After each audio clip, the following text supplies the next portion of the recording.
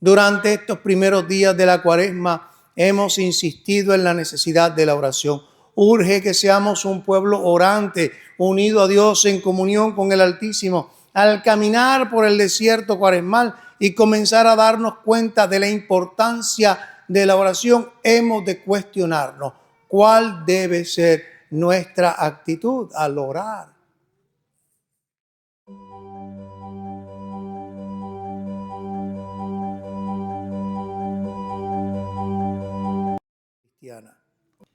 La semana pasada, amarísimos fieles, contemplamos la victoria de Jesús sobre las tentaciones en el desierto.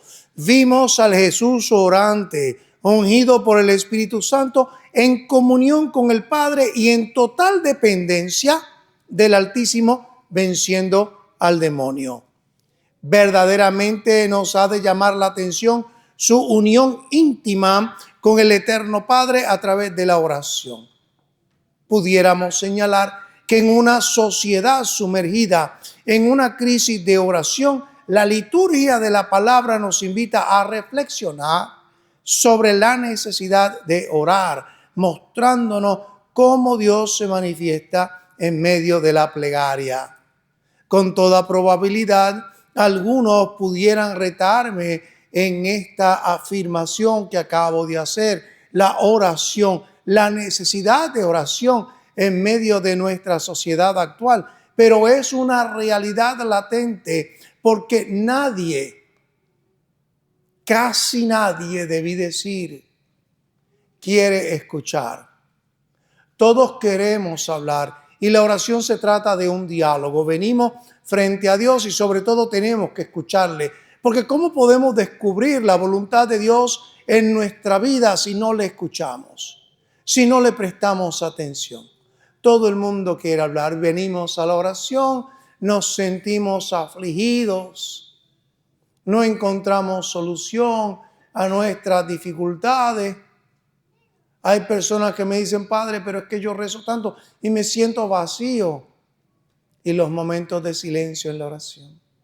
¿Has hecho algún momento de silencio, de reflexión en la oración? Es tan importante poder reflexionar, escuchar la voz de Dios en nuestro interior.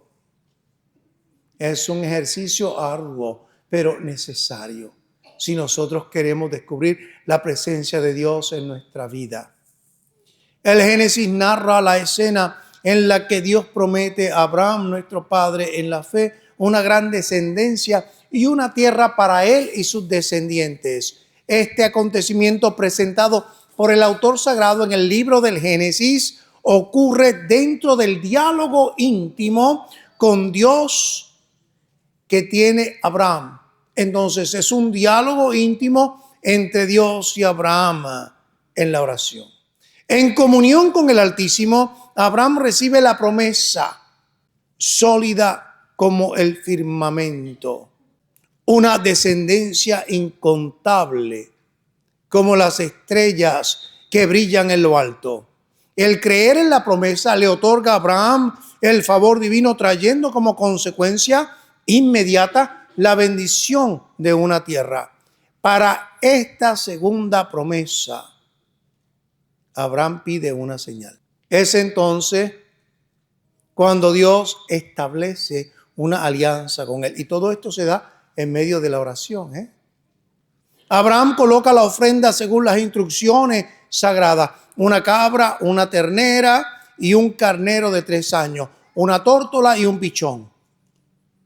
Los tres primeros, la cabra, la ternera y un carnero, fueron partidos a la mitad, en señal de la seriedad del pacto a efectuarse.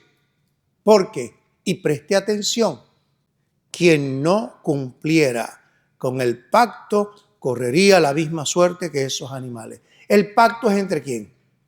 Entre Dios y Abraham. Entonces Dios se arriesga, Dios toma un riesgo y dice, vamos a hacer el pacto. Vas a buscar esto es lo que va a suceder. Quien no cumpla va a quedar como eso. Si tú no cumples, quedarás así. Si yo no cumplo, quedaré así también. Dios es fiel a su promesa. Dios cumple su palabra. Entonces, los 3 primeros animales fueron partidos a la mitad en señal de la seriedad del pacto a efectuarse. Quien no cumpliera con el pacto correría la misma suerte que esos animales. Abraham entra en un profundo letargo que lo describe muy bien el autor sagrado en el libro del Génesis. Ese letargo, o a ese letargo, en la experiencia cristiana le llamamos éxtasis o arrobamiento.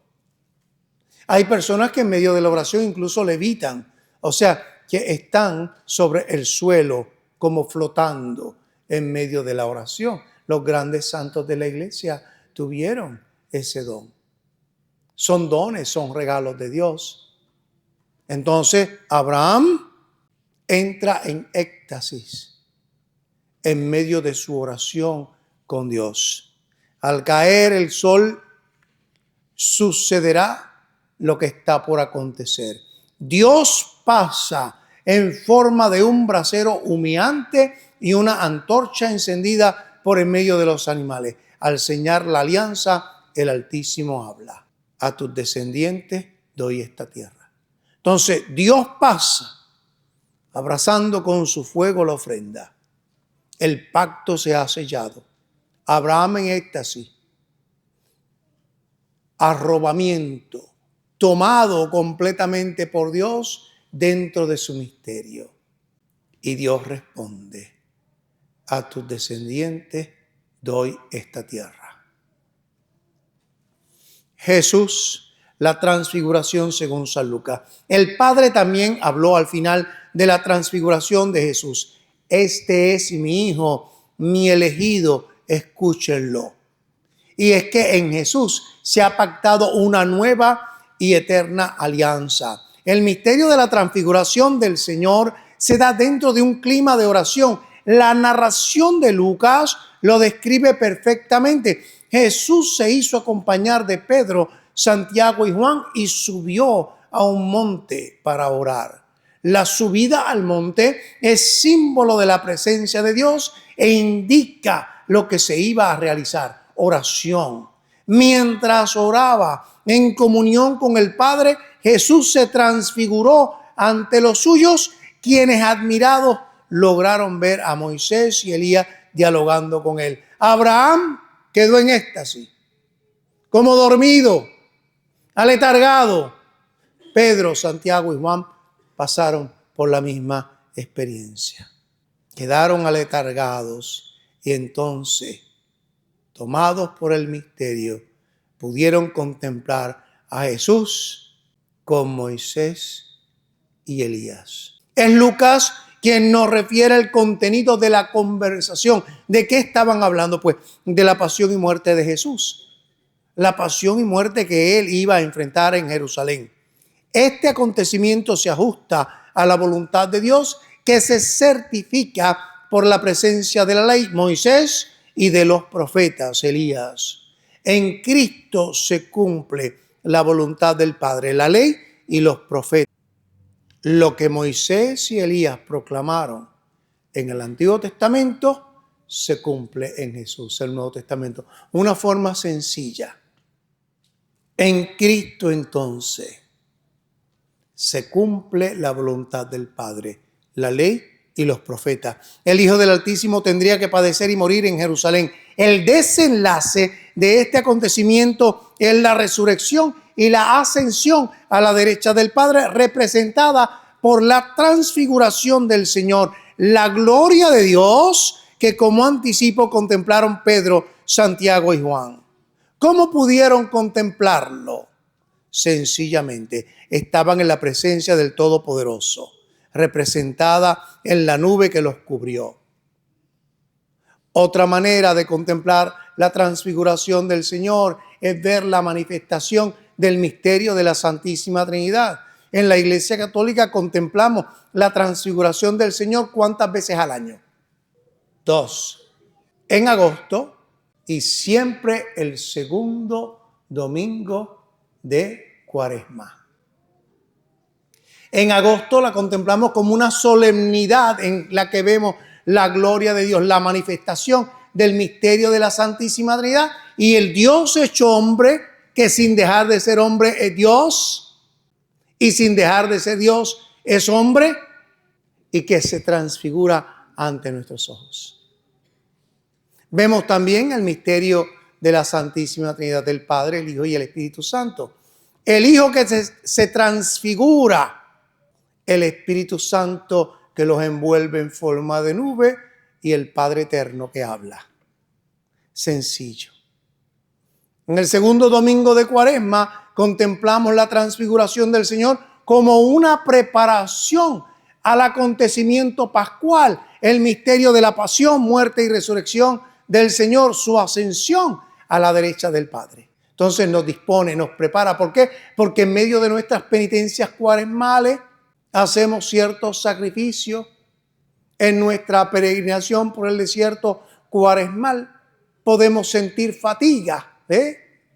Entonces, para que veamos lo que nos espera. Lo que nos espera es la gloria del Señor. La gloria de Dios, su presencia.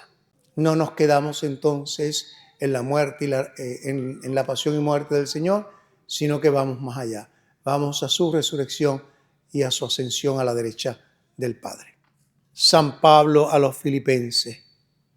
Quien se mantiene fiel al Señor, como exhorta Pablo en su carta a los Filipenses, ha de experimentar la manifestación divina. La oración, el diálogo íntimo con Dios, es símbolo de fidelidad y confianza, de estar firmes en el Señor, de acudir al Altísimo, quien nos ha concedido el perdón de nuestros pecados por medio del sacrificio de Cristo en la cruz. Por esto los cristianos, ciudadanos del cielo, son amigos de la cruz de Cristo. Los cristianos han de ver en el sacrificio redentor, en el sufrimiento, en el dolor y en la cruz de Jesús, la gloria de Dios que se ha manifestado en la resurrección de Cristo y que se manifestará en la segunda y más gloriosa venida del Señor, quien transformará nuestros cuerpos humillados y los hará semejantes al suyo. Durante estos primeros días de la Cuaresma hemos insistido en la necesidad de la oración. Urge que seamos un pueblo orante, unido a Dios en comunión con el Altísimo. Al caminar por el desierto cuaresmal y comenzar a darnos cuenta de la importancia de la oración, hemos de cuestionarnos cuál debe ser nuestra actitud al orar.